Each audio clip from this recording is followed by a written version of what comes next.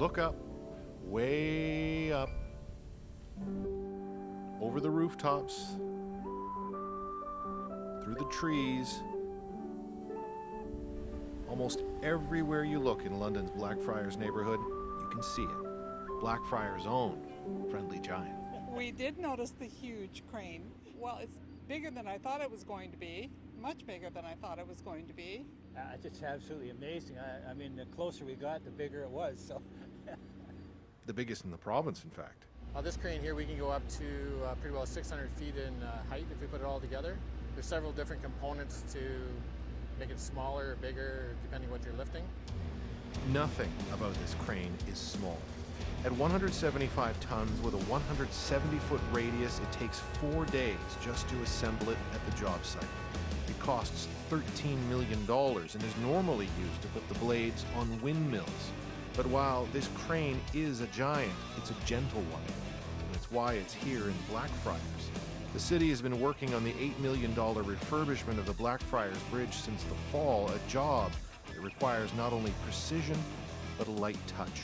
Back in the 1870s, when Blackfriars Bridge was originally constructed, big cranes like this didn't exist, so there was a whole lot more work in the river.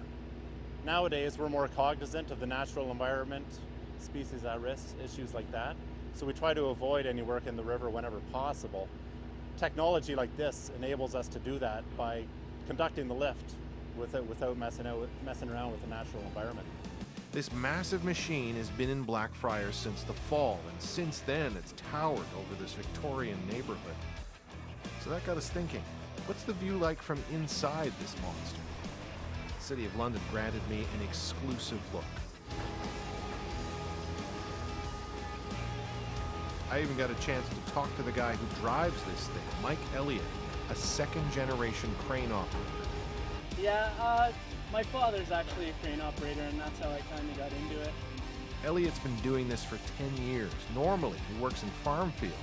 This is the first time he's worked in an urban neighborhood, and in a way, has become one of the neighbors. So much. Some of them stop by every day just to see how we're making out, the progress, watching it come along. And like a good neighbor, he even offers me a chair, his, and a chance to get behind the controls. Whoa, that's cool. It's kind of like a video game, eh? Yeah, kind of. Like a video game where you could actually wreck something. Yeah. You ever break a window in one of these things? No, I haven't. It has happened before. This is amazing. After 10 years of doing this, Elliott says he can move an object within an inch of where it's supposed to be. He demonstrates by picking up a steel beam and lowering it onto the Blackfriars Bridge, which is still being assembled next to the crane. As cool as this is, it's starting to get old for the people who see it every day. Charlotte Goodale lives just down the street.